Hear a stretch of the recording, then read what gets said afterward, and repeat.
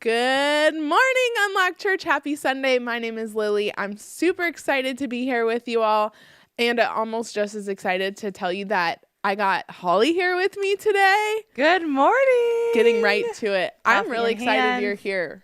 I love it when I get a chance to be here. It's not very often, but I was thinking it's just us. It's I was just thinking like this. they see that now. It's just us. Oh, that's even better. I was thinking this is my second time within the last month being out here. So I Yeah, love it when I get a chance to be out here. So, okay, couple things. What's Scott up to right now, Holly? Scott is in Ohio. He is actually with Joey and Dwayne. They're going to join us later on. And Joey and Dwayne were running a marathon, the Air Force marathon out there. And so Scott was their support staff and took Legend and Epic out there. And he's right now getting ready to go speak at a church that we used to work for in Ohio, in little, small Urbana, Ohio. Urbana. U-R-B-A-N-A? U-R-B-A-N-A. Love it. So back to, you said you were in here a couple weeks ago you guys did a parenting podcast. We did. On Labor Day. So if you missed that, go back. It's on this channel. It's all about parenting. You guys use scripture to back up your thoughts. But I got a text yesterday about that, actually. Oh, really? I did. And my friend Britta texted me and said that she was watching the thing and she was like, "Are you pregnant?" And I was like, "I don't think so." And she was like, "I'm watching the parenting podcast and they said you're pregnant." Oh, so my what gosh. do you have to say? Jason, you can go to the wide shot because now they're going to see Holly and I put up the wide shot. I think that it was probably something like we were kidding. I don't know. I don't remember. I don't think did we say that? I texted her and I was like, "Send me the timestamp." Yeah. She never did. Well, one of us was probably throwing you out there. Oh, yeah. Like, what? That's why Totally. she's not here, because she's sick. Yeah, she's sick. She's probably pregnant. Like No, I'm not. But when that happens, when the day comes, we'll make it a fun announcement on here. Anyways, let's bring. I'll Go tell ahead. you later what I thought that was gonna. What I was going to say. Like, maybe she thought it was me that was you. Maybe she thought that. I'm not She pregnant could've- either. She could have been confused. Okay, let's bring Joey and Dwayne in. They are coming from the same place. They're, again, with Scott at that church over in Ohio. But they are a little bit more free this morning than Scott is, so they're jumping in with us. They might disappear at some point later on because they have to go. But I told them we'll take you for as much as we can have you. So let's bring them in, see how they're doing after that marathon. Dwayne, Joey, how are you guys? Good. Great. They're trying not to talk at the same time. Yeah. Okay, guys are so so funny. we'll go Dwayne I'll first. I'll let Dwayne go first. Okay. Dwayne, how was the marathon? How are you feeling? For those of you who don't know, Dwayne is running 50 marathons before he turns 50 in 50 United States. 50 states of the United States of America. That just always trips That her was up. a mouthful. Did I get that right, Dwayne? Yes. Good. 50 is 50 by 50. Love it. So 50 how and 50 by was 50. it? How are you feeling? And which number is this? Which one is this of the 50? I'm pretty sure this is 10. And I would say it was one of the more memorable ones. We had a flyover at the Air Force Base in Dayton, Ohio. So the flyover, we had parachuters kind of coming down. That was really cool. Real parachuters? Because I saw the toy one. What? Yeah, real parachuters. That's cool. It That's so was cool. neat. Wow. Yeah. Okay, so it was good. I'm when- really sore. You're really sore. But Yeah. any more sore than another marathon that you just said this is 10th. You're a fifth of the way through. That's amazing. So So why are you more sore now when this is just your life? If we're being honest, I did not go into this one this is probably the least amount of training I've done going into a marathon. So just life happens, and Yeah. okay, I knew it was going to be that way. I knew it was going to be a struggle. It's like, hey, I just got to do it. Yeah. How is that gash on your leg doing? If you weren't here, I think this was just last week. Yeah, it was last Sunday. If you weren't here, go back again and watch that one too, because we learned about how Dwayne got 7 stitches in his leg a week before he ran a marathon. So how was that yesterday? It was okay. I was a little nervous because I bumped my leg getting out of the truck yesterday morning. Oh and it my was like gosh. bleeding Oh no. to like before the race even began. I was like, ooh, this is not a good sign. But like no bleeding, nothing. So yeah, Wow. it's going good. I did Okay. forget my antibiotics, so Oh no. we'll see. Oh Oh no. no. That's what they forgot. One of them Yeah. forgot. But I was that's up. I pretty was up important. all night Friday night thinking like, oh my gosh, did they forget something? Did they? What? Do they have this? Do they have that? So you forgot it. It was me. Okay. It was Joey. Oh, go ahead, Dwayne. I'm sorry. no. I was saying it was me. Like Yeah. I'm what kept you up, Holly. I'm Yes, sorry. that's right. My sleepless nights because of Dwayne. Okay, Joey, how was it for you? First marathon ever, right? Joey the First athlete. marathon ever. Joey the Yes. athlete. It was, I am fried, if you can see. I am Oh, burnt. you Oh forgot no. sunscreen. Yep. We were on our way to the marathon the morning of, and Scott's like, so did you bring sunscreen or anything? I'm like, no. Did you bring a hat? No. Did you bring sunglasses? No. He's like, hey, well, next time you run, now you know. But no, it was a good experience. I finished the race. That's what I was hoping for. Yeah. I'm definitely sore. The body is not used to it. Um, when I was training for the marathon, I ran like 20 miles, and once I got to that 22-mile mark, it was rough. So was that the roughest part of the whole Oh day? yeah. Yeah, Okay. it was good. It was good until I would say mile 18 it started getting hard, but then like mile 22, I believe, was like I gotta walk. Did you walk? Not the whole time, but I walked, and then I would like have a bunch of like 80-year-olds pass me, and Yeah. then Yeah. I'd be like, okay, I gotta lift my leg a little higher. Let's get, and then I would start jogging, but then I'm like, I feel like I'm jogging slower than I was walking. Walking, yeah. Oh my gosh. But then it's so interesting because at that point you only have 4 miles left if you're Only? at 22. But like you just did so Yeah. many. And it's so it's just wild how much of a difference it makes. Yeah, and I was like, and then at that like 24-mile mark, I'm like, I gotta get under 5 hours. I cannot be in the 5 hour club. Just Yeah. because you wanted that. Yeah, Yeah. so because my goal was, I mean, I said my goal was 4:30. That was not happening.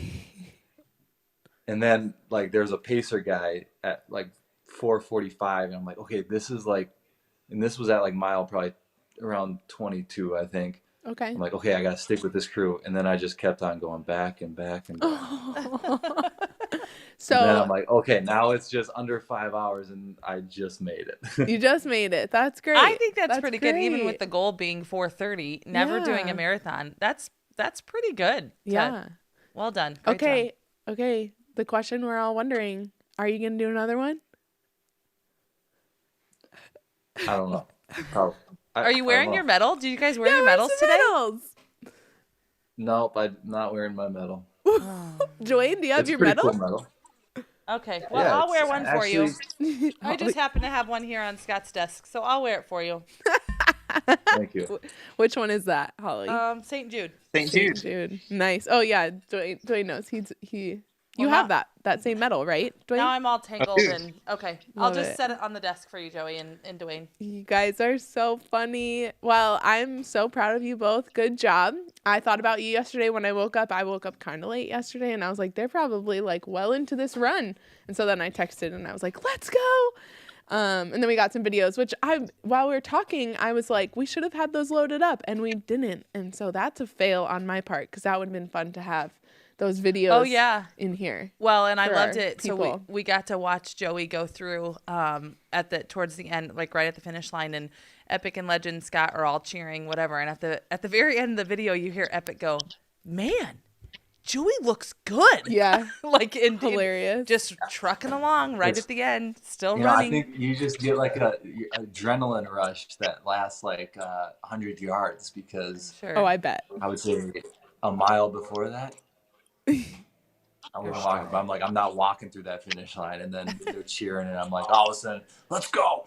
Yeah. Kicking in the gear. And Dwayne comes through, and Dwayne's Like- just smiling. Just Yeah.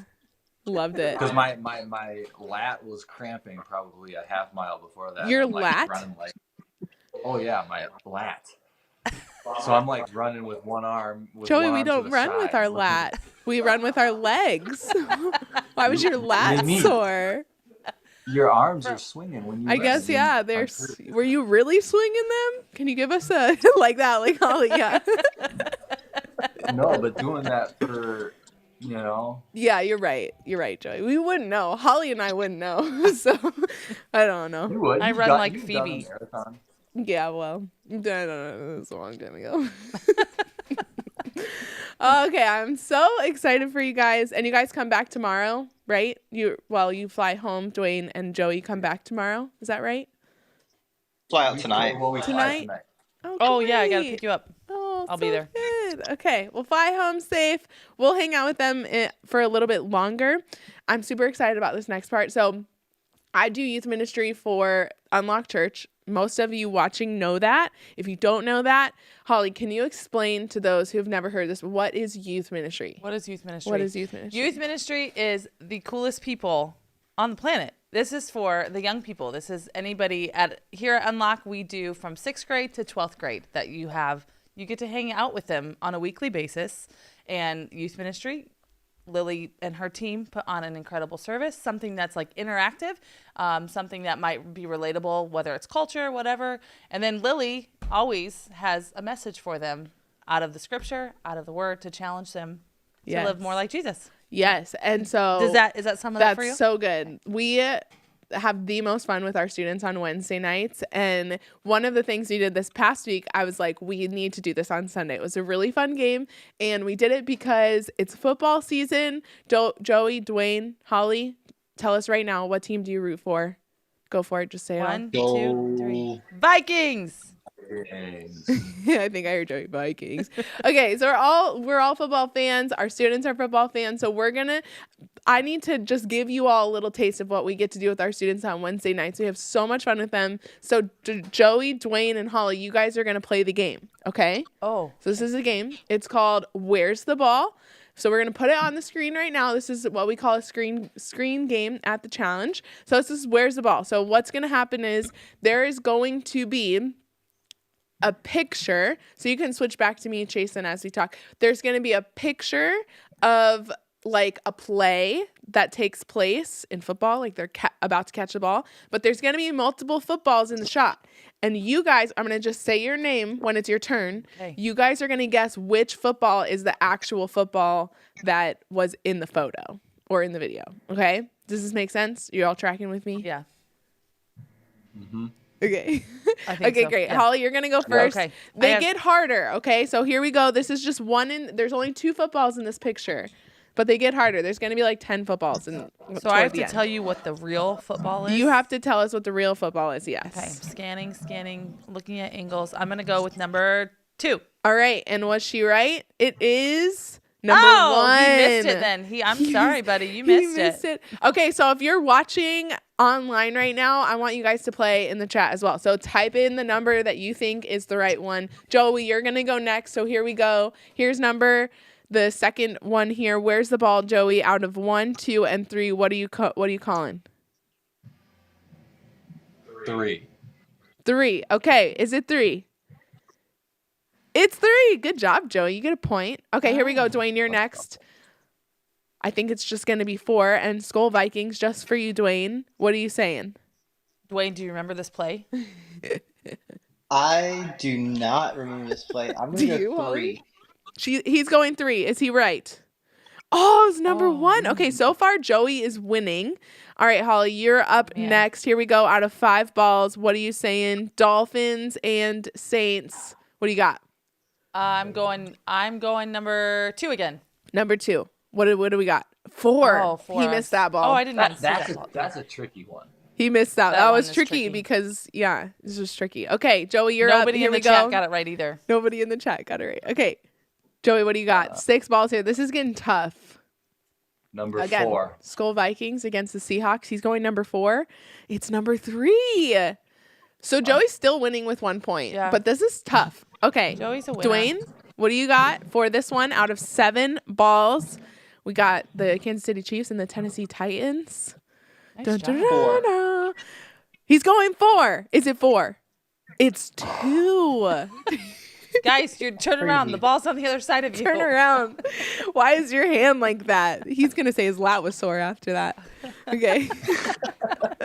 All right, Holly, what do you Oh, got? it's my turn. Oh, man. What do you got, Hall? That's a lot of options. I'm going. Oh, man. This is hard.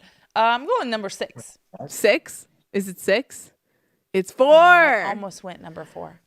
Okay, They all Joey look the same. currently winning, but there's literally only been 1 point given so far. Joey, out of 9 balls, what do you got? That's so hard. The students did better than you guys are doing, by the way. Number I'm pretty sure. 6. 6. Is it 6? It's 2. I mean, that's at a certain point. There's just too many options. The odds become so much less. All right, Dwayne, here we go. Is this the last one, Brendan? 1 more after this, so Holly gets to finish it off. But Dwayne, out of 10 balls, what are you guessing? Good morning. How are you doing? Okay. So it looks like the red team is the red team is the one that's on offense. I see a 63 Oh, wow. over there. Good job, Dwayne. So, I'm gonna go with. Let's see. The one that's right next to 22's arm. Number 7. I can't see the number. Is that 7? Right Yeah. arm or left arm? Left arm. Left arm, Number so that's a 4. Is that number 4? I'm gonna go 4. It's 4. He tied up. Boom. All right, well, Clutch. we gotta give Joey and Dwayne a chance to They got to break the tie. 'Cause I'm out. So first person to say, or both of you have your pick, And then we'll see who. and then we'll see whatever. Yeah, we'll see. What are you guys thinking? Now, if they pick the same one, we're kind of in a pickle, but that's Number okay. 2. Yeah, Joey that's says okay, 2? number 2 as well. You were both gonna say 2. Okay. Yeah. Okay, is it- Let's oh. see. Go number 1.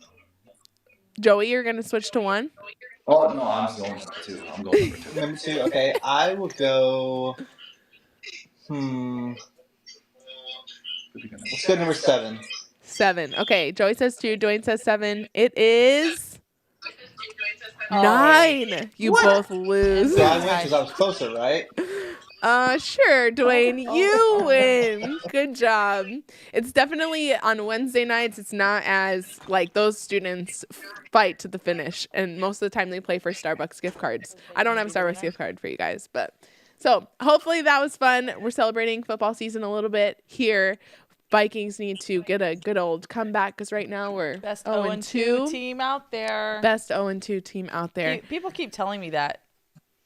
Why do you shake your head? Because you haven't won yet. Like we gotta win.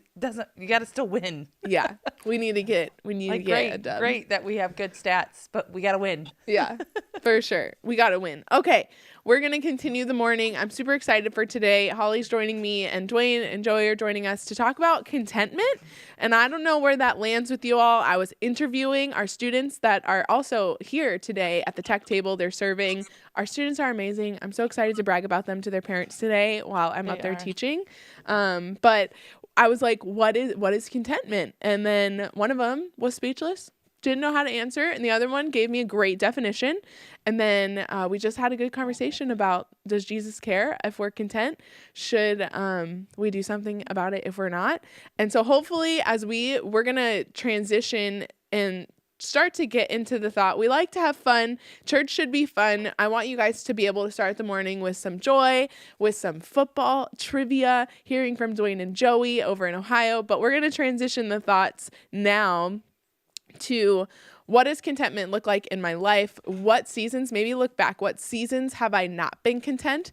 And kind of grade yourself right now. Am I content in the season I'm in? Have I found myself wanting more or looking over my shoulder and comparing to what others have? And so as we start to get into that thought process, we're going to play a song, Good Grace. It's a great song. Actually, we haven't done this song online on a Sunday in a very long time. So I hope you enjoy it. Take a second to think about contentment in your life as you worship God, and remember all the good graces he has for us, that his love is new every morning. And so if you feel like you're coming in kind of heavy today, let this be a moment where you worship and release that, because he wants new things for us today. So let's get that started, and then we'll be back for a conversation. Grab your Bible, grab whatever you need so that we can jump in together afterwards.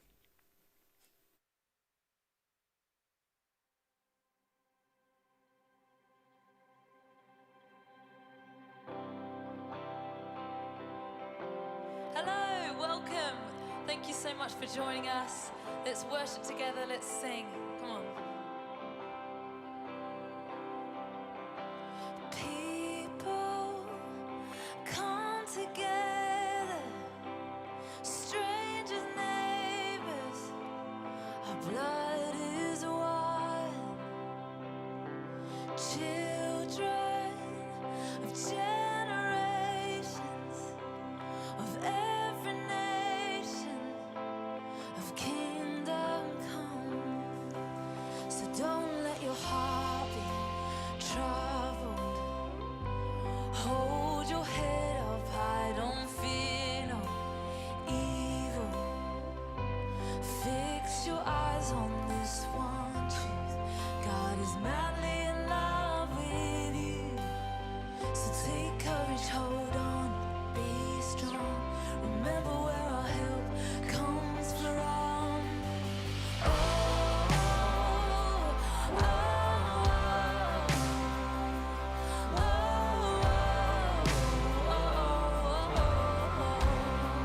hey.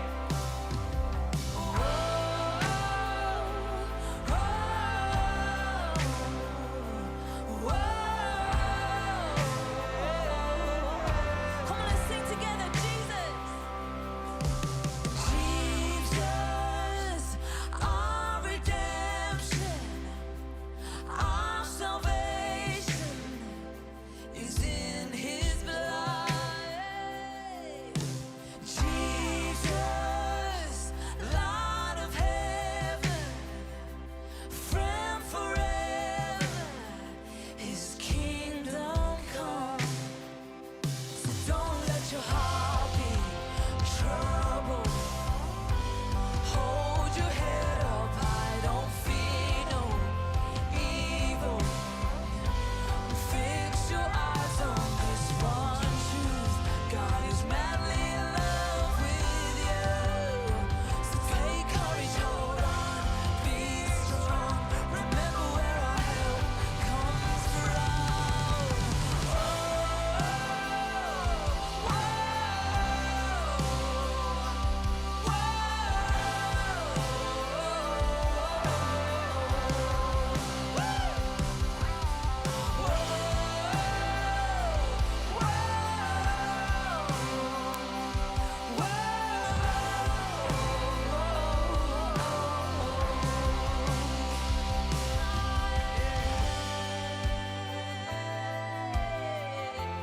All come together, come together.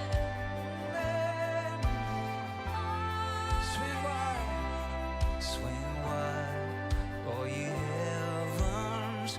Let the praise go up as the walls come down. All creation, everything with breath, repeat the sound. All his children, clean hands, pure hearts, good grace, good love. His name is Jesus. Swing wide. Swing wide, all you heavens. Let the praise go up as the walls come down. All creation, everything with breath, repeat the sound. All his children, clean hands, pure hearts, good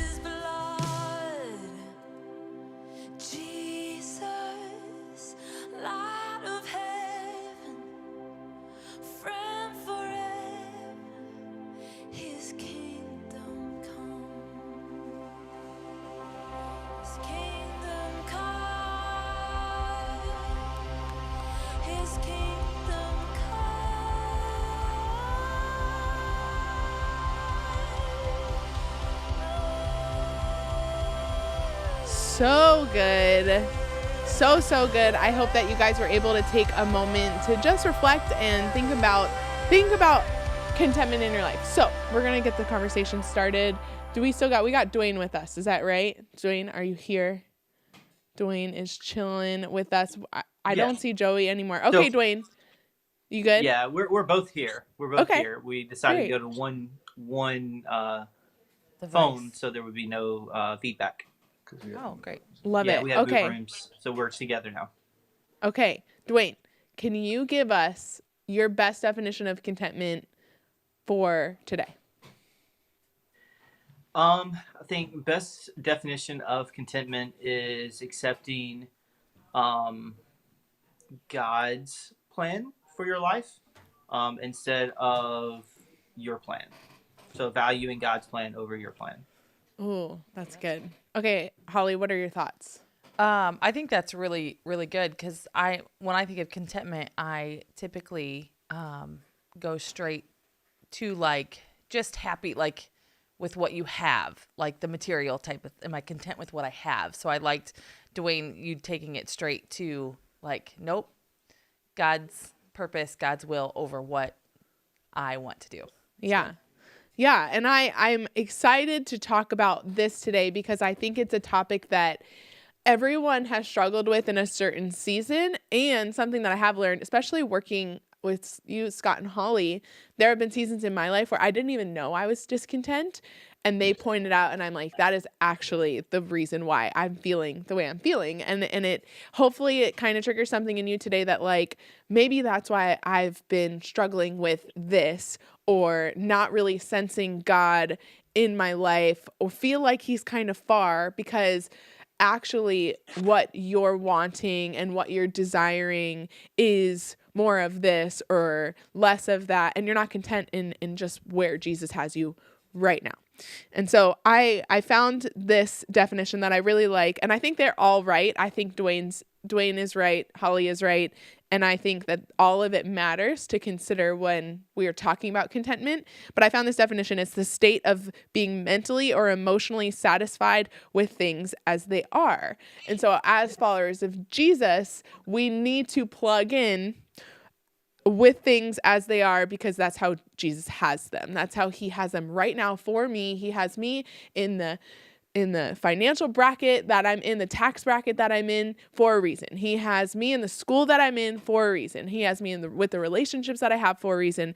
And learning how to be satisfied. I think satisfied is a really good word to go along with contentment, just in where you're at right now, where things are at. And so hopefully you guys are thinking, am I content right now in this season? Well, this definitely I'm not, so this is going to be good. So let's lean in and dive in. We're going to read. Do you have the notes pulled up, Holly, or any of the scripture? I want, Holly, will you read Matthew 6:25? You can get to that. We're going to read that because always we need to look, what does Jesus say about these things? And he talks about worry, and I think worry and contentment go hand in hand, and it's always been a problem because this was written a long time ago, and it's just as applicable today. So Holly, will you read that Matthew 6:25? Yes, this is out of the NIV today. So it says, "Therefore I tell you, do not worry about your life, what you will eat or drink, or about your body, what you will wear. Is not life more important than food, and the body more important than clothes?" So Holly, what connections do you make with that and contentment as you read that? Well, I think that we often want to make sure that we, have everything that we want, that we think takes care of us. But I think when we get to the side of that, it's consumes us, that we worry of the things that we don't have, instead of just like, nope, I'm going to be faithful with what I have. Then we just get caught up in whether it's a comparison, whether it's just the worry side of things, if it's just a constant, we want more, or we don't ever feel like we have enough, And so it's just like you just miss the opportunity to be able to let like Jesus shine so bright in your life when you're constantly worried or constantly thinking, oh, I need this, I need that. Or you miss the opportunity to be able to show, no, I know God's faithful in my life, so I'm not going to sit here and let it consume me of the worry on it. Does that make sense? Yeah, that's so good. Holly, you said something that stuck out to me, and it's being faithful with what we have. Joey, will you talk about what it's been like for you and your family to be faithful with what you have and not desire more? Or have there been times where you've gotten kind of caught up in that trap? Can you just speak to that a little bit, being faithful with what you have? Yeah, I think, there's been just like, I'm trying to think of an example. I think our cars, I think we've been faithful in that area. Like, for example, like, I think that's an area where in the back of our heads, we've always been like, oh, like, I want, I, I want a new car, or I want a different car, but being faithful with the cars that God has given us, and being content in that, and knowing that it's unbelievable how God has worked with our car situation, and not having to go into debt for the car, and it's just been really cool. And so it's just being faithful with what we have and trying to take care of it as much as possible. I'll be honest, the inside of the car is dirty, but Joey, I drove your taking car care this of weekend. the main, the engine and all that. Yeah. So I think that's just one example that I'm thinking of off the top of my head. That's an easy one because most of us drive, and we drive on the street and you see lots of different cars. And I know even for you, Holly, there's a time where they had too many kids for the amount of seats in their car. And you can probably never have too many kids, Lil. too many. You know what? We were outnumbered in the vehicle. You're outnumbered in the vehicle. And I'm sure while you were driving, I remember like we would see the Nissan. Mm-hmm. There was like a Nissan that you were looking at? Big van Nissan, the Nissan, Ford Transit. Like there's all these options. And I think that's why, I know that this is more prevalent in Western culture, because there are people today who would listen to this and go, I would kill to have all of you are watching vehicle, that you have a vehicle, right? And it doesn't mean that we shouldn't talk about it, because we still struggle with it. And we live in a world where there's options. And I think when we know how many options we have, it's so easy to get discontent, and especially knowing we can just go literally take a ride over the bank and get a loan and get what we want. And that can be really dangerous. It can be dangerous monetarily. It can also be dangerous when you want something that isn't for you in a season, but you want it anyways. And so I wrote it like, we quickly make things a priority when we aren't content, and that can be so dangerous. That's really good, because on that side of things, when you think about it, when we're not content, or when we can't just say, I'm okay with the status. If we're using the vehicles, I get it's always easier to have two cars or whatever it may be, if you're in a married household or whatever. But sometimes it's the inconvenience that then makes us discontent. And so we think of like, oh no, I need to do this, and it makes sense to do this, and it works for our family to do this. But does it really work? Is it really like helping you do what the Lord's asking you to do? Or are you just inconvenienced and you're frustrated with that inconvenience, and so then you're discontent? So then we always try to figure out a way of how to make this work, and how to get what we can justify what's going to work for us, and what's going to, why we need it. And so it's tricky. And I keep it keeps ringing in my head what Dwayne said, when we consider what the Lord wants for us before. And if you take that thought, consider what the Lord wants for us before what we want, if you like blanket that into every area of your life, your job, your vehicles, your home, your whatever that may be, if you blanket that, every scenario in your life, nope, Lord, what do you want for me? Mm-hmm. Should I leave this job because I'm not content here? Okay, then maybe the Lord's pushing me on to a new job. Well, maybe he's not. Maybe you don't have the open door yet, and you should stay. And finding a way to be content still gives you the foresight to be able to do what God wants you to do in that space. Yeah, and I think a lot of the times when we're making big decisions like that, we have to be able to lay it out on paper and go, where are the Jesus principles in this and where are my selfish desires? And a lot of the times, like especially in leaving a job because you're discontent, like he treats me this way and I don't like the way I'm treated here and blah, blah, blah. And I don't mean for that to sound inconsiderate, but it's just when we look at big decisions like that and lay out the Jesus principles of I could really help this person if I stay, but I'm feeling like I want to go because I'm not happy here. Well, what would Jesus want you to do in that moment? And I've talked to a lot of people. It's like, I should stay and I should do the hard thing because I know it's the right thing to do. And I don't really have peace about leaving. I just want to leave.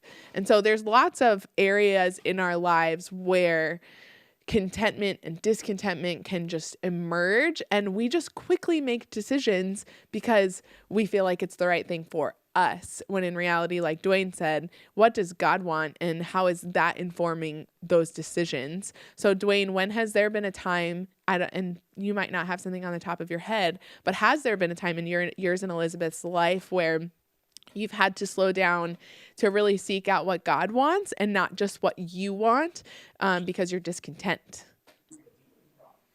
Yeah. The thing that's immediately jumping to my mind is it's not necessarily like, again, I think I feel like it's two struggles, right? So we can get content where we're at, but that's not God's will. So it's kind of fighting through, okay, hey, I'm content. No, that's, again, like I'm putting myself above what God's doing, what God wants. And then there's times where, okay, God's wanting me to stay, but I'm wanting to go. So I think both of them are very hard struggles, very hard battles to overcome. But like, I think honestly, the major moves that we've had in life, when we were before we moved to Minnesota, it was like, hey, I had just finished my master's program, just got my principal's license. Like, I was at a good spot as for a career. Elizabeth was in a good spot. We were in a good community. Like, we loved life where we were at. It's like, but we felt that call, and it's like, okay, like that call, like I can't be content knowing that God's calling me somewhere else. I'm choosing God's call over being comfortable. And then, moving back, it's like, we loved Minnesota. We loved up there. We loved the people. We loved the church. We loved our jobs. We loved our neighborhood. But it's like, again, like just kind of being aware of, okay, hey, God's timing, God's plan, and then kind of moving back. So I think all of the like, I'm a very kind of go with the flow kind of, like, I'm very say laid less. back with things. Like I try to find different tasks, and I look at different, like, I have goals that I'm always striving for, but it's like those major movements, those major decisions. It's like, ooh, okay, what am I listening to God? Am I putting His plan above my plan? So I like what you said about how comfort is not to be confused with contentment, and that there are going to be times as followers of Jesus where we are not comfortable. We're not sitting in that comfy chair in that big house that we want with electricity on. Like, that's not the idea. The idea is that we can be uncomfortable and uncertain, but certain that we're in God's will, and still be content. And I think Dwayne painted that picture well. They left kind of what some would call a version of the American dream for something uncomfortable, something unknown, something uncertain, but certain that they were in the pocket of God's will. And I think that as followers of Jesus, we can all agree that's where we truly want to be. Like, we want to know that we're living in God's will for our lives. And I think Holly, I'm going to have you read 2 Corinthians 11:23 through 27. Paul is a great example of this, and in what Holly's about to read, he's explaining this whole list of things he's been through that are so uncomfortable and so I can't even imagine going through this. And we're going to see Paul is a great example for someone who's content, but we're going to see kind of what he's been through that is he's in God's will, but he is not comfortable. He's not feeling like he has just got everything he wants and is, happily and carefree, stress-free living the life of Paul because of what he's going through. So hopefully this makes sense as we tie it together. But Holly, will you read that? You're saying chapter 11? 2 Corinthians 11:23 through 27. Are they servants of Christ? I am out of my mind to talk like this. I am more. I have worked much harder, been in prison more frequently, been flogged more severely, and been exposed to death again and again. 5 times I received from the Jews the 40 lashes minus 1. 3 times I was beaten with rods. Once I was stoned. 3 times I was shipwrecked. I spent a night and a day in the open sea. I have been constantly on the move. I have been in danger from rivers, in danger from bandits, in danger from my own countrymen, in danger from Gentiles, in danger in the city, in danger in the country, in danger at sea, and in danger from false brothers. I have labored and toiled and have often gone without sleep. I have known hunger and thirst and have often gone without food. I have been cold and naked. Stop there? Yeah. Okay. Holy cow. Not comfortable. You're going to need to go back and if you can put any of those on the list of things you've gone through. I know. I literally wrote that. Hopefully you're like, well, I haven't been lashed with a whip 39 times by my boss, so I should stop complaining. And I think there's a lot of things in life, like you can compare both ways, right? Like you can compare she's prettier than me or he's stronger than me and in that context, but you can also compare, well, I haven't had to go through that. And I think it's okay to recognize all of it, but it's what you do with it that matters. But I love what he says, Holly, in verse 28. It's right after he says, I have shivered in the cold without enough clothing to keep me warm. Then besides all this, I have the daily burden of my concern for all the churches. Like he is actively thinking about God's will in his life, that he found Jesus. He wants to spread the good news of Christ. And he's going through this such hardship, such oppression from the people around him. And he says, and I still have the burden of my concern for all the churches. And he's not saying I have the burden of leading the churches that I've started. He's saying of my concern. Like he is saying that this is such a care for me that on top of all that I'm going through, I'm still thinking about what God has done in my life and his will for me and who's meeting him because of the will that I feel like God has in my life. And I understand what Paul means here because it's like, there's going to be a time where you're walking in God's will in your life. And it's like, everything that's happening to me can keep happening. I just need to keep doing what God has called me to do. And I think that's what Paul is saying here. And he even references he's faced hunger. I've been hungry and thirsty and have often gone without food. He references the same thing in Philippians 4. And this is like one of the most famous verses. It was one of the first Bible verses I had ever heard when I was a young person before I even knew like what the whole story of Jesus was. And so it's a famous verse, but the context of this verse is so important. And Paul's writing this from jail. It's Philippians 4:11 through 13. And he's referencing again the same thing he's referencing to the Corinthians, that he's been hungry, he's been thirsty. He says, not that I was ever in need, for I have learned how to be content with whatever I have. I know how to live on almost nothing or with everything. He's saying I've had it all and I've had nothing. I've learned the secret of living in every situation, whether it is with a full stomach or empty, with plenty or little. And he says the answer is through Christ. He says that everything he's done, and if you look back to those verses in 2 Corinthians, everything he's been through, he says it's because of Jesus that I got through it. I stayed content because the strength that I had came from him. I'm sure while Paul was bent over, getting lashed in the back by the Jewish leaders, he was in pain and he was weak. But what kept him going till the end, and I mean, Dwayne, how did Paul pass away? Why, I could ask. Ooh, I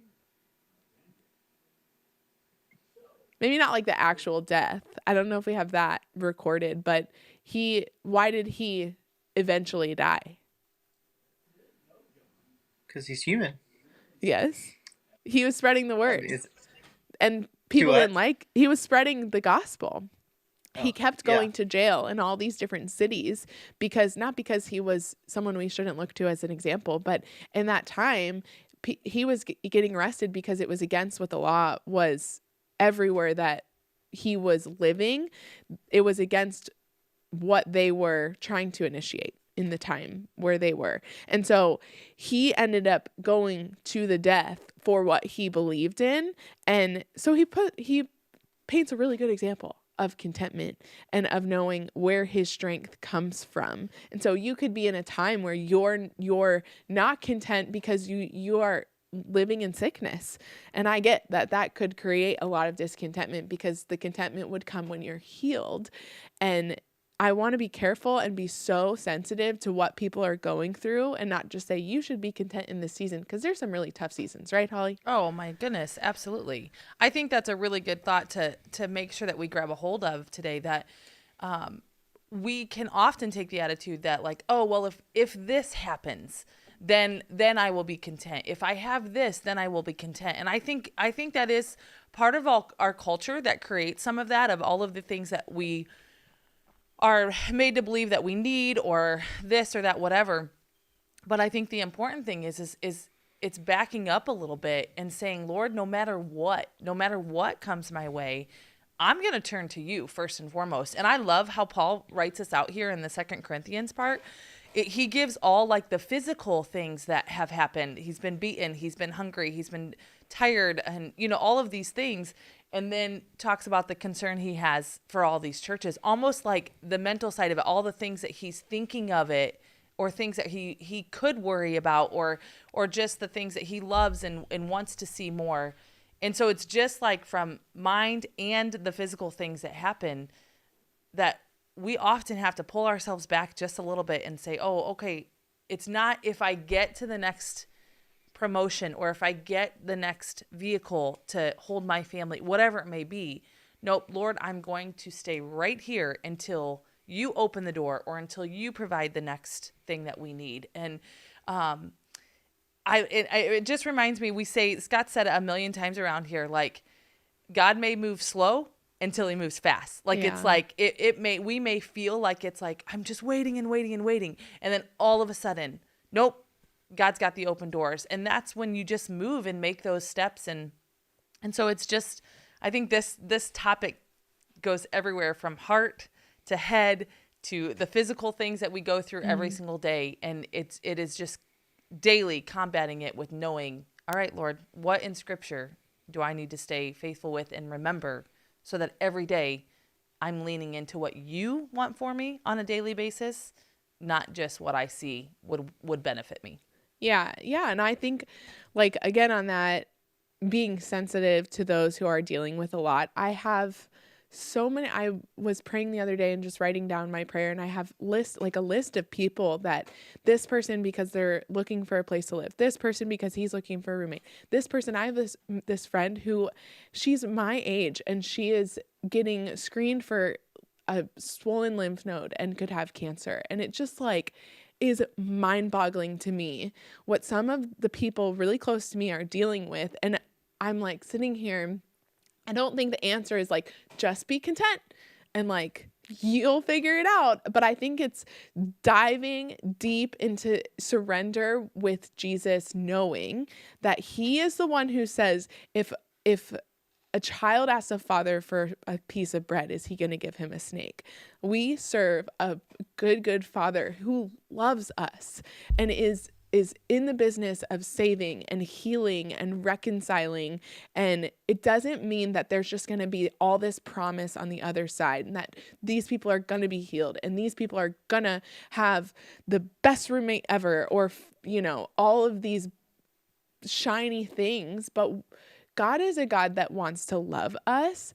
And if we lean into that and really surrender to him, I think that the contentment immediately come, because we'll realize how loved we are, and we will sit with him knowing that he's going to inevitably take us in the direction he wants if we surrender to him. And so it's kind of like a dance. You can't really have that moment with him unless you go, unless you make the move toward him and say to him, I'm in a season of discontentment and I want all my contentment to come from you. I want to learn how Paul learned to literally have nothing but need nothing. And I think that it's a daily thing. It's a daily thing. And we can learn really some practical ways on how to fight this in our life. And King Solomon teaches us a really practical way. And I love this verse. We're going to read from Ecclesiastes 4, 1-6. He's got wisdom all over the place. And Joey, do you know how King Solomon got so wise? Are you there? How he got so wise. Yeah, how to get, you heard that? Like the wisest man to ever live. You've heard that about him, Oh right? yeah, no, I've heard that. How did he get so wise? Prayer. Yes. He asked God for I got it. Dwayne whispering in my ear. He asked Because God. he's the second wisest man to ever live. Yeah. He is. Dwayne is so wise. King Solomon. I'm thankful for him. King Solomon asked God for wisdom. He asked God for it. And I mean, even in his own life, like his life came from a sinful relationship. He's the son of David and Bathsheba. And if you know that story, it was a sinful relationship. But King Solomon ended up teaching us so much and helping the towns where he lived. He did a lot of different types of trade, and he created a lot of different structures in the cities that he reigned over as king. And he did end up deciding to go his own way. And if you read his whole story, you would be like, this is a roller coaster of a story. But somewhere in the middle of his life, he gained a ton of wisdom. And so he has wisdom on this topic of contentment, and we need to learn from it because it will help us practically apply all the principles we've talked about today. And so he says in Ecclesiastes 4, he says again, so he's been observing people for a while. So he says again, I observed all the oppression that takes place under the sun. I saw the tears of the oppressed with no one to comfort them. The oppressors have great power and their victims are helpless. So I concluded that the dead are better off than the living. It's kind of morbid. But the most fortunate of all are those who are not yet born, for they have not seen all the evil that is done under the sun. Okay. I just wrote here in my notes that he's acknowledging the evil in the world because of sin, and that it won't go away until Jesus comes back. We know that now. We know that what Jesus accomplished on the cross reconciled for a lot of what he's talking about, and that there's more to come in the future. But he had, like, if you read through Ecclesiastes 3, 4, he is noting all that he's learned about kind of just watching people. And so he goes on in verse 4, then I observed that most people are motivated to success because they envy their neighbors. Okay, so this is not a new thought. It is not new to us as Western culture residers that live in this country, that we can have more. And you look to your right and you look to your left and you go, I want what they have. I want this. I want that. He's saying that people are motivated to success because they envy their neighbors. They want what they don't have. But then he says, but this too is meaningless. And then he says, it's like chasing the wind. Holly, paint that picture in our minds. It looks so silly when you really think about it. What does he mean when he says chasing the wind? Because you can only see the effects of wind. I just had this picture of, like you get out of your car and it's super windy out and you drop a paper and oh my gosh, or you drop a $50 bill and you're like, worse. Oh, I just unplugged myself. Oh my, get your hands under control. But I just had that picture of like, as you're chasing that $50 bill and you're like running down and trying to grab it and it takes off, or even like in the old, like, cartoons where someone's got a carrot on a string and they're like pulling it as you're trying to grab it or whatever. Like, you look ridiculous. I was just thinking that. Trying to chase after something like that. And because it's not like the wind, you're just the effects of what's going on. You just look so silly. So that's immediately what I thought of when I read Chasing After the Wind. Yeah. I mean, anyone that is going to chase after the wind, it's meaningless. Like Solomon is saying here, it is so pointless. You will never get anywhere, and you're not going to catch it, because the second you think that you're close, it keeps going, and it's not actually physical that you can hold on to. And that's what he's saying. He's saying that the discontentment we live in, the envy that we might have, the wanting what we don't have, the wanting to get to the next phase of life, the wanting to get out of singleness, the wanting to watch our kids go from this bad behavior to the good behavior. I mean, you can't just make it happen. And most of the time we have to slow down and we have to stop and go, God, what do you want me to do in this season right now? Because I'm wanting to be over here. And most of the time God wants to teach us something in the right now that we have to learn in order to get to the next part of life. And I have learned that again and again, and I'm going to keep learning it. I think we're all the same in it. But if taking that concept of being faithful with a few things, being faithful with the season we're in right now, we're going to be more willing to learn it because we want to be faithful with where God has us right now. Solomon goes on in verse 5, he says, fools fold their idle hands, leading them to ruin. So I hear that and I say, okay, Solomon, you're telling me not to be lazy. Like, you're telling me not to just sit and wait for something to happen. You're telling me to move. And then he says, and yet. So it's kind of like fools fold their idle hands, leading them to ruin. Don't be lazy, but better to have one handful with quietness than two handfuls with hard work and chasing the wind. Another version says, better one handful of tranquility than two handfuls of toil and chasing after the wind. What comes to mind, Dwayne, when I say the word tranquility, or when he says one handful with quietness? What does that look like in everyday life for us if we're really trying to apply this? So, a handful of tranquility, quietness. I think it's honestly not becoming too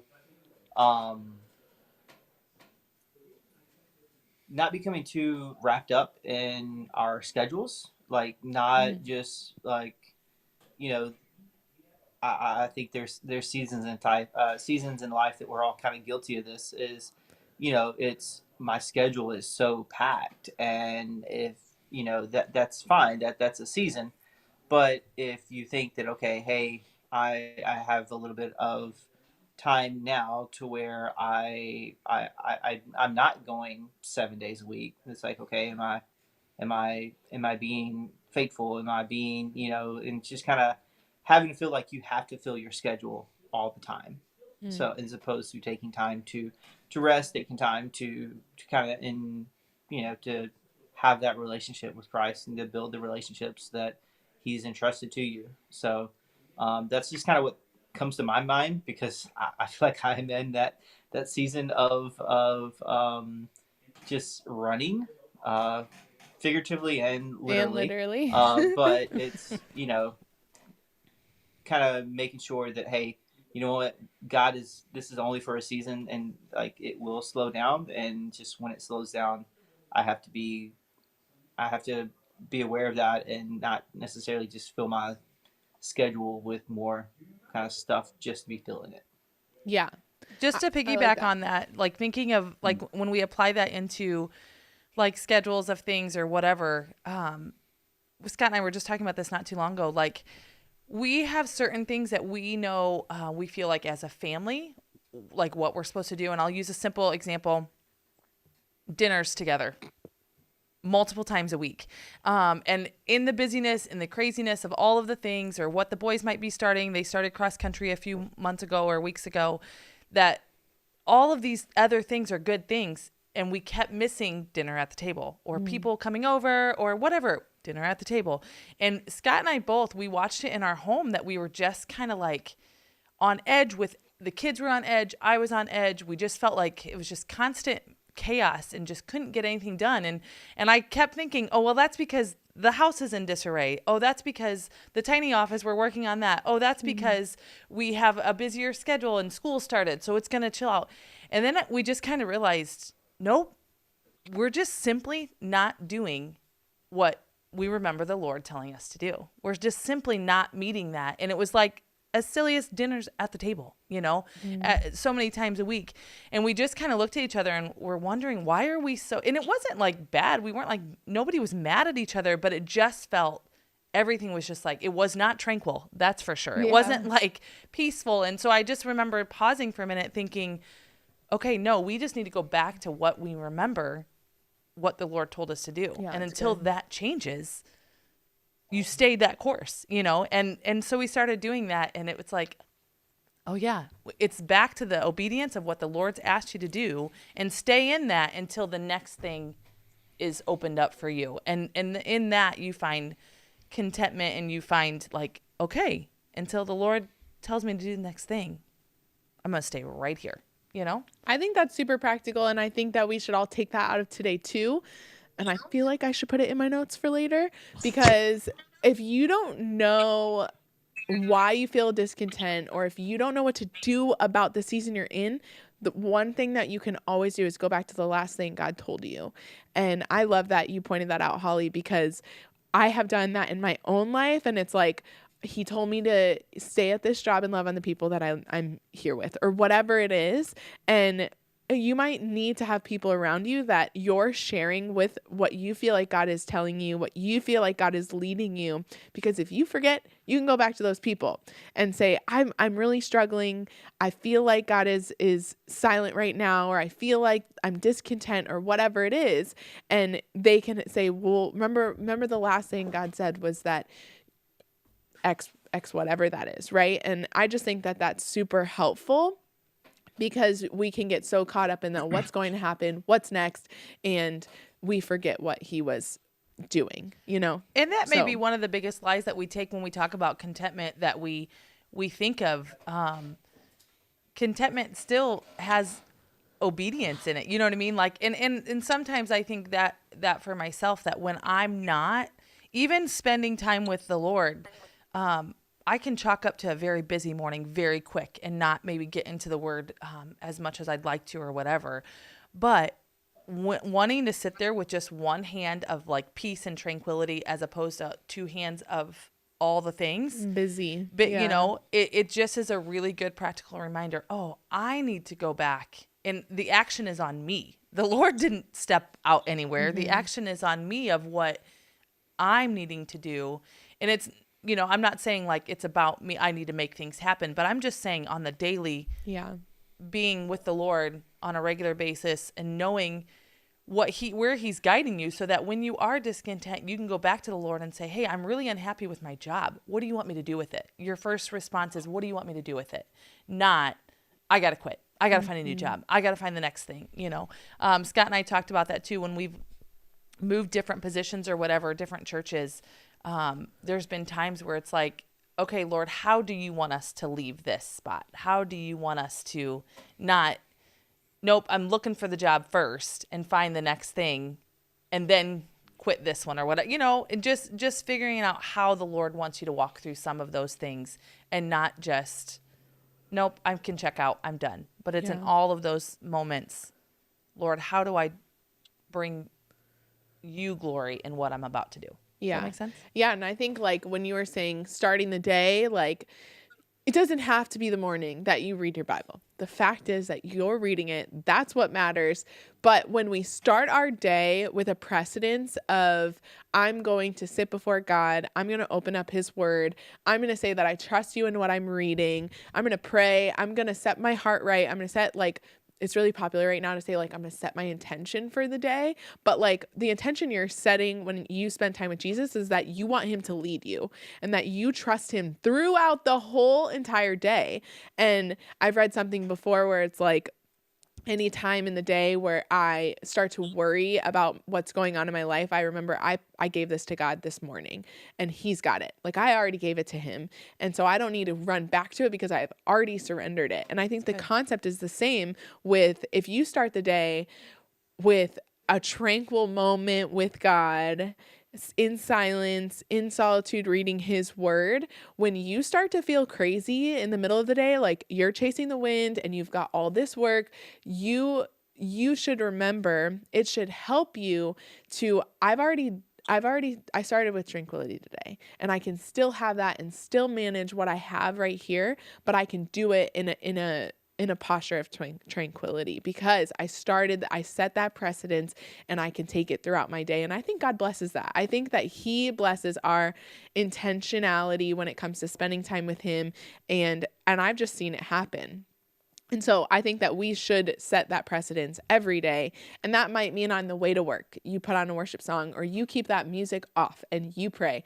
And I think that it gets your heart in the right spot for the whole day. And so that when you start to chase the wind midday, you can go back and go, nope, that's just chasing the wind. Nope, I set that up this morning for a purpose, and the purpose was for right now, and was to apply it again right now. And I think often I think of peace and tranquility to be hand in hand.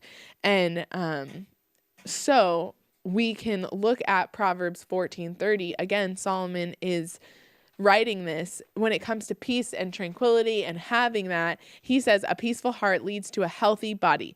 Jealousy is like cancer in the bones. Again, back to the discontentment. When we're looking to our right or looking to our left and start to think, what if that's just chasing the wind. And that inevitably, he's saying, is like cancer to my bones. It's going to hurt me in the end. I would rather have a peaceful heart.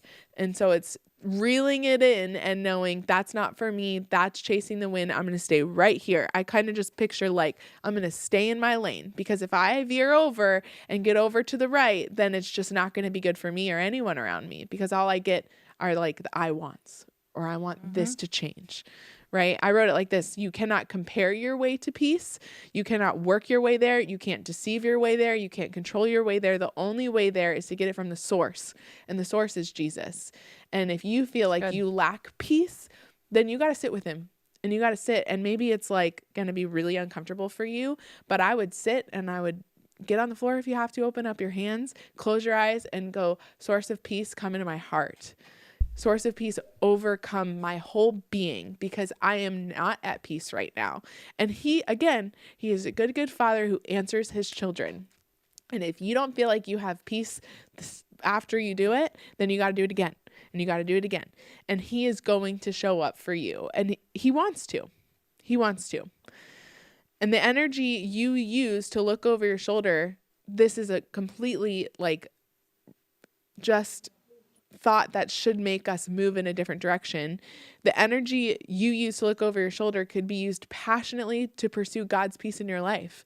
Can you spend that same energy that you use to think about all the things in life that are going wrong and pursue God's peace? I mean, how peaceful of a person would that person be if they really did that? That's really good. And I think if you look at when you're thinking about this, if you today are thinking, oh man, this is really good, and like discontentment has consumed me and I didn't even know it, or even on the flip side of that, comfort, I'm just stagnant. I'm just sitting here because I think I'm comfortable.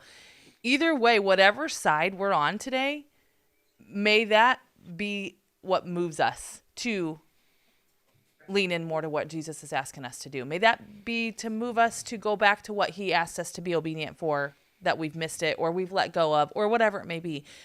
That if we're in our life in discontent and can't find that, may we push in, may we lean into what the Lord's telling us. I often find if I am, like just in the toil, in the, where I'm just kind of like back and forth and just not really, I'm just kind of chasing the wind, If I go back to Proverbs is one of those things that's just like, yep, that's just going to reset me back into it, where like I'm chasing what the Lord wants for me, and find what it's going to take to reset for you, and where you're not just sitting in discontent, or you're not just sitting like, oh, I don't need to do anything because I've got what I want, that you move closer to Jesus in each side of that. Yeah, that's good. And I think we need to get to some of those practical things, like opening up our Bibles and going to Proverbs. Maybe this week you read the whole chapter of Proverbs 14. that says a peaceful heart leads to a healthy body. Jealousy is like cancer in the bones. If you like that, then you'll probably like the whole chapter that will help you with your everyday life. And I think the reason, Holly, why you like it so much is because it helps you with your everyday life. It reels you back to where you want to be inevitably, and that's in the pocket of God's will. And it helps us redirect, because how easily our selfishness just consumes us, our plans, our wants, our desires, they guide us. They guide us if we're not careful. They guide us if we're not intentionally saying, I want to be in God's will. I want to live like he wants me to live. And I mean, if you're a Jordan Peterson fan, he says, compare yourself to who you were yesterday, not to who someone else is today. And so if you're just measuring the growth you have in Jesus and in your life with him, the questions you can ask are you kinder? Are you more forgiving than you were yesterday? Are you working toward contentment more than you were yesterday? That's what it should be about. It should be refining our souls, our spirits to be more like Jesus every single day, and not looking to the left or the right and thinking, she's so kind, I want to be kind like her. No, you want to be kind like Jesus. He's the source, he's the standard, and he is the one we should find all our contentment in, because this is how we were made. And anytime we try to search it elsewhere, we won't get it. You won't get it. And there will be a clearness that comes over us when we start to really seek him in this, that it's like, oh, this is actually how everything in me is supposed to function. And the reason why the toil gets so out of whack and all the things that we're searching for is because it's never how we were meant to function. And so the practical parts of this is to get in your Bible this week, open up Proverbs, maybe one more time this week than you normally do. I said it to the students this week. If you don't read your Bible at all through the week, do it once. If you do it one time, do it twice. And I was like, for all my overachievers, then you're just going to be spending a lot of time in the Word, and that can't hurt. And so there's a few things that I want to challenge you with. Anytime that you feel discontent or you start to worry, you need to combat that thought with, that's chasing the wind. I'm chasing the wind. I don't need to do it. I'm chasing wind right now. And you redirect your thought, Jesus, I want to be in the pocket of your will. And then take one of the verses from today and memorize it. You could go with Proverbs 14:30. It's one of the shorter ones. A peaceful heart leads to a healthy body. Jealousy is like cancer in the bones. What does memorizing scripture do, Dwayne, for us? How does that help practically followers of Jesus really live this out? I mean, it gives you ammunition when you're going through those tough times, and the enemy or self is kind of doubting and kind of having those negative thoughts. Like, it kind of reminds us of, hey, what's the truth? So it's just kind of those. I've heard of classified as like arrows in the quiver. Like, it's another, something that you have to arm yourself with. That's so good. We do not just sit here on Sundays and try to tell you how to be a better follower of Jesus and say, good luck. Like, that is not the heart. The heart is for you guys to really take steps in your walk with him and really have that ammunition for the everyday life when we can't be there with you. And it wasn't designed to be like that. It was designed for it to be you and Jesus, to the point where if you are like Paul and have absolutely nothing and absolutely no one, you can still be okay. And it sounds like that would never be a reality. Like, I wouldn't be okay, but I think that like Paul, we could get to that place, but we have to be armed. Like, we have to be supplied with the right things to have, and that's memorizing scripture. So I'm going to just go through them really quick. I want you guys to pick one to memorize. This is truly my challenge for you this week. We will do it. We want to be more content in our lives. We want to be closer to Jesus. This is what it takes, is to cover our hearts with his word. So we read Matthew 6:25. Hopefully we can get through those kind of together, because what I want you to do is screenshot the verse you choose. Screenshot them all, pray over them, and say, God, what do you want me to memorize this week? And he will point one of them will just stick off the pages to you or jump out of your phone, and that will be the one. And I guarantee you there will be some time this week or in the near future where you'll be glad you did. So we read Matthew 6:25. Jesus says, "This is why I tell you not to worry about everyday life, whether you have enough food and drink or enough clothes to wear. Isn't life more than food and your body more than clothing?" Maybe that one's for you. Maybe Philippians 4:11 through 13 is for you, where Paul is writing to the church of Philippi and literally writing from jail. He says in Philippians 4:11 through 13, he says, "Not that I was ever in need, for I have learned how to be content with whatever I have.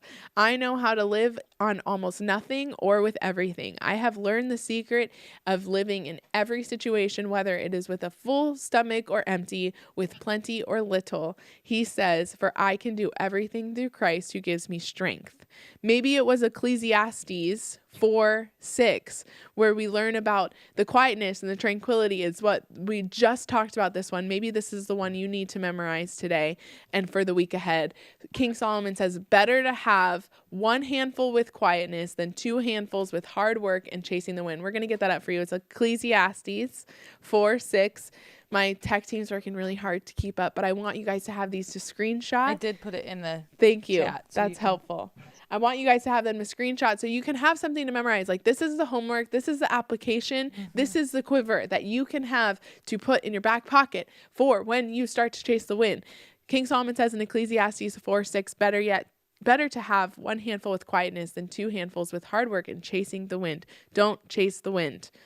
And again, we read Proverbs 14:30, "A peaceful heart leads to a healthy body. Jealousy is like cancer to the bones." So I hope that one of them, he's going to put that up there when he has Proverbs 14:30. I hope that one of them sticks out to you, that you can go, "I'm going to memorize this week." I remember in high school, I used to write verses on my arm because I wanted to memorize them. True story. You remember? I wanted to memorize them. And maybe I need to get back to that, because that is our ammunition. Like Dwayne said, it's our power. It is, the Bible talks about it being like, is it our sword or our shield? God's word. God's word. It's in the armor of God. It's so good, but it's just the sword. It's the sword. It's a weapon that we can use against the mental health battles that we have, against the battles we have where we don't know how to do what you're trying to accomplish. And we can list them, but you know what it is for you. And so I just hope that you picked one of these, because this is the way we combat discontentment, because it trains our mind to be in the right place. No, that's chasing the wind. No, I'm not going to look to the left or the right. I'm going to stay in my lane, the lane that was made for me right now in this season. I'm going to be faithful with it, because that is what we are to do in a posture of thanking God for where he has us. And you might not like where he has you right now, but he wants to show you he is faithful. And sometimes he can only show us he is faithful when we are in tough seasons where we can say, he really took me through that. And I want you all to see that in your life. I don't want there to be seasons where you don't see his faithfulness, because he always wants to show us how faithful he is. And so that's the thought for today. Dwayne and Joey were able to hang out with us the whole time. They were. That's great. Amazing. That means I think Scott was teaching during that time, so you'll catch the next one. He's got a couple that he's teaching. Well, Dwayne and Joey, thanks for hanging with us today. I'm glad that you guys were able to last through it. I'm sure you're very tired. You did a lot yesterday. Are you there? Can we bring them in? Yeah, we're here. We're here. They're both there. Yeah. You guys are amazing. Yeah, we're here. We're here. As they both are like, oh, I'm on camera now. No, you guys are amazing. Thank you for joining us. And I know you are so sore and so tired. Joey, you do look tired. Do I? You guys are fantastic. You guys are getting Mexican for lunch today. Is that right? They are going to the one restaurant that is in that town. Oh, I mean, that's so fun. There are a couple other. What, Joey? What? Yeah, it was not as small as I thought it was gonna be. Okay, well, No. you Like, where the church is at? Yes, it's small, where the but church it's is like, at is there's- Westville. The church is in Westville, and so that is itty bitty little tiny town. Cornfields all around it. Okay. Urbana Yeah. has Urbana has grocery stores and things like that. That's So, good. They need to eat Yeah. over there in Urbana. You're There's a going to cool the diner one we passed. I noticed. Yes. Yeah. That's still there. That's great. Yeah, it's still there. Wow. A lot of meetings there. A lot of, yeah. It's great. Holly, are you on that picture wall back there? Am I? No, probably not. It's been a lot of years since Scott and I It's were been a there. long time. Scott and I were there early in our marriage, like maybe a year after we got married, we moved there. And then we were out there for about 6 years, out in the middle of the cornfields. Loved it. Love all those people. So give lots of hugs for me today, please. Yes. Well, thank you guys, and we'll see you next week, okay? Bye. Bye, guys. See ya. This was fun, Holly. You need to come in here more. Okay. If you liked having Holly in here, put it in the chat because maybe then she'll come in more. Okay, well, I hope that you guys enjoyed Well, let's today. just go see if the children are ready for church. Yeah, we'll find out. I don't know that my girls, they were like on duty today. You They got to got get it. everybody up. You They're got to get so everybody good. breakfast. Everybody ready. They're Clean so faces. good. They'll do it. They'll do it. Well, we have a few little things that we want to share with you guys. Last week, we played a video that and Holly referenced it. We're making an office out of nothing right now. And we are literally putting the final touches on it. Holly and I hung the last piece of cedar on Friday. It was so exciting. But we have an opportunity for you guys to partner with us and be a part of the history that is this tiny office. And so we made a slide. There's literally a registry that you can partner with us in contributing office items and even studio items. I know you probably can't scan the QR code while you're watching unless you're like watching on your TV and can use your phone. Unless there's a way to do it. I am obviously getting older because I don't know. Because like if they're watching on their phone, how do they scan it? You know what I mean? Yeah, I don't know. So what I am not the one to ask on that stuff. what I'm going to tell you is that this link is on our homepage on our website. So if you just go to unlockchurch.com, the link is right there on the homepage. You can look at the things we're still needing to make our office an office and make it livable in the sense that workable. Workable is probably Workable. the word. The workable. We're coming along. We're making it work. If there's something on there that you know, whatever, you can also do gift cards towards Amazon. If you're old school and you can't scan any of that or go to the website, just go to Amazon. Yeah. And you can search that list. You can search us under registries and gifts lists, and we're just so excited. We have had people bless us already with things, and it's been fun to have those come in, and we're ready to do it. And it was cold this morning here. It was a little. The studio. It And was so a little I was chilly. like, I can't wait to be in a warmer place. making So progress. we're doing that. We're gonna start small groups. So we have that's gonna start the week of October 9th. Please put it on your calendar. We are going to do a digital small group. We don't have the day for that yet, but we will let you know as soon as we have that. I believe it's next week the signups are happening, so we'll have the days kind of figured out by then. But we're going to be doing Don't Give the Enemy a Seat at Your Table. I think we have a slide for that too. That book is so good. And if you feel like there are times where you just can't get it right, where you don't have that peace, that tranquility, then we probably have an extra visitor at our table that doesn't need to be there. And so, Holly, you've read the book, right? Yeah, if this is something everybody needs to get, like whether you've read it, whether you haven't read it, whatever, you need to join us for this. This is so good for wherever you're at today of being tangible and remembering on a daily basis who's sitting at your table. This is so good. It's so good. So be sure to at least just mark that week.